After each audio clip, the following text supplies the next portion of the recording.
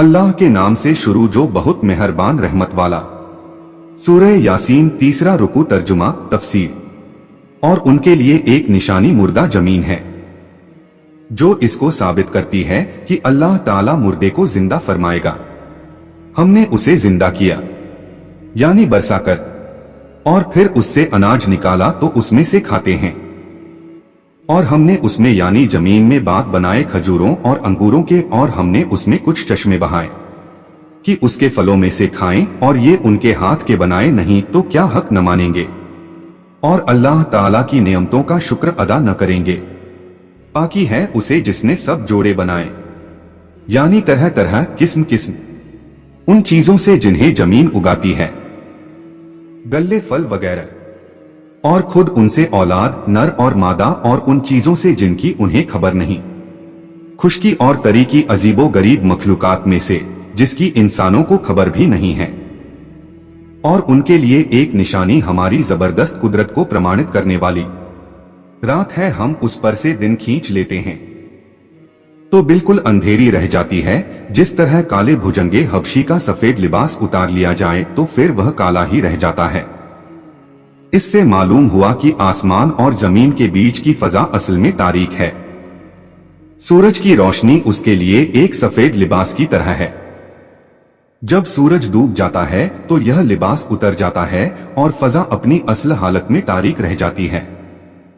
जब ही वो अंधेरों में है और सूरज चलता है अपने एक ठहराव के लिए, यानी जहां तक उसकी सैर की हद मुकर्रर फरमाई गई है, और वह कयामत का दिन है। उस वक्त तक वह चलता ही रहेगा, या ये मानी है कि वह अपनी मंजिलों में चलता है, और जब सबसे दूर वाले पश्चिम में पहुंचता है तो फिर लौट पड़ता है, क्योंकि यही उसका ठिकाना है। यह हुक्म है जबरदस्त इल्म वाले का, और यह निशानी है जो उसकी भरपूर कुव्वत और हिकमत को प्रमाणित करती है। और चांद के लिए हमने मंजिलें मुकर्रर की। चांद की 28 मंजिलें हैं। हर रात एक मंजिल में होता है और पूरी मंजिल तय कर लेता है, न कम चले न ज्यादा। निकलने की तारीख से 28वीं तारीख तक सारी मंजिलें तय कर लेता है।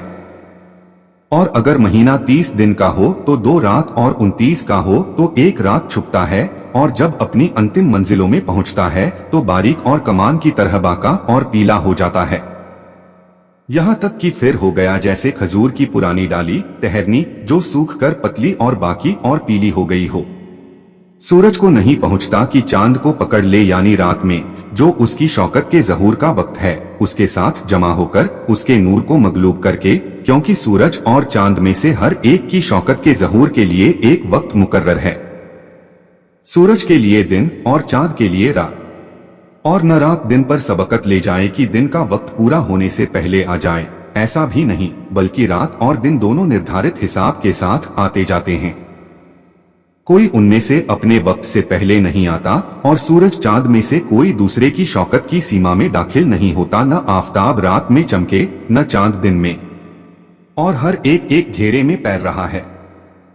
और उनके लिए एक निशानी यह है कि उन्हें उनके बुजुर्गों की पीठ में हमने भरी किश्ती में सवार किया जो सामान असबाब वगैरह से भरी हुई थी। मुराद इससे किश्ती नूह है जिसमें उनके पहले पूर्वज सवार किए गए थे, और ये और इनकी संतानें उनकी पीठ में थीं। और उनके लिए वैसी ही किश्तियां बना दी जिन पर सवार होते हैं, और हम चाहें तो उन्हें डुबो दें किश्तियों के बावजूद, तो न कोई उनकी फरियाद को पहुंचने वाला हो और न वो बचाए जाएं, मगर हमारी तरफ की रहमत और एक वक्त तक बरतने देना जो उनकी जिंदगी के लिए मुकर्रर फरमाया है।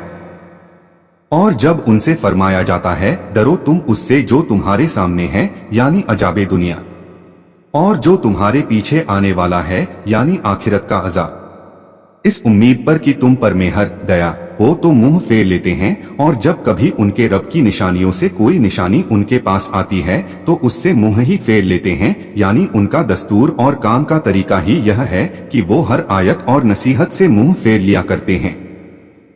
और जब उनसे फरमाया जाए अल्लाह के दिए में से कुछ उसकी राह में खर्च करो, तो काफिर मुसलमानों के लिए कहते हैं कि क्या हम उसे खिलाएं जिसे अल्लाह चाहता तो खिला देता।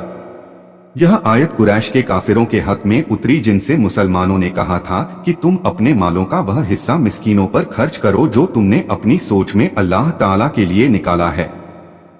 इस पर उन्होंने कहा कि क्या हम उन्हें खिलाएं जिन्हें अल्लाह खिलाना चाहता तो खिला देता। मतलब यह था कि खुदा ही को दरिद्रों का मोहताज रखना मंजूर है तो उन्हें खाने को देना उसकी मर्जी के खिलाफ होगा। यह बात उन्होंने कंजूसी से हंसी मजाक के तौर पर कही थी, पर बिल्कुल गलत थी, क्योंकि दुनिया परीक्षा की जगह है।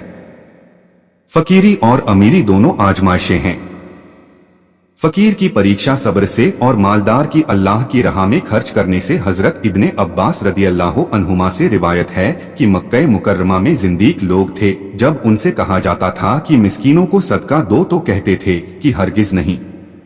यह कैसे हो सकता है कि जिसको अल्लाह ताला मोहताज करे हम खिलाएं? तुम तो नहीं मगर खुली गुमराही में। और कहते हैं कब आएगा ये वादा दोबारा जिंदा होने और कयामत का, अगर तुम सच्चे हो अपने दावे में। उनका यह खिताब नबी करीम सल्लल्लाहु अलैहि वसल्लम और आपके सहाबा से था।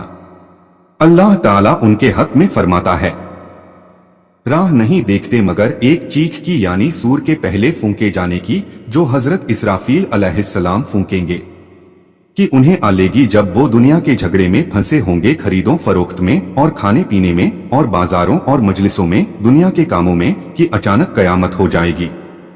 हदीस शरीफ में है कि नबी करीम सल्लल्लाहु अलैहि वसल्लम ने फरमाया कि खरीदार और विक्रेता के बीच कपड़ा फैला होगा, न सौदा पूरा होने पाएगा, न कपड़ा लपेटा जाएगा कि कयामत हो जाएगी। यानी लोग अपने अपने कामों में लगे होंगे और वो काम वैसे ही अधूरे रह जाएंगे, न उन्हें खुद पूरा कर सकेंगे, न किसी दूसरे से पूरा करने को कह सकेंगे, और जो घर से बाहर गए हैं वो वापस न आ सकेंगे। चुनांचे इरशाद होता है, तो न वसीयत कर सकेंगे और न अपने घर पलट कर जाएं, वहीं मर जाएंगे और कयामत फुर्सत और मोहलत न देगी। तर्जुमा और तफसीर कंजुल ईमान। अल्लाह की बारगाह में दुआ है कि अल्लाह अज्जवजल्ला हम सभी को कुरान और इस्लाम के मुताबिक जिंदगी गुजारने की तौफीक अता फरमाए, आमीन। और कोशिश कीजिएगा कुरान शरीफ को समझने की। कुरान शरीफ की और ज्यादा मालूमात के लिए हमारे चैनल नसीम वॉइस सरखेज को सब्सक्राइब जरूर करें। इंशाअल्लाह मिलते हैं अगले वीडियो में। अल्लाह हाफिज।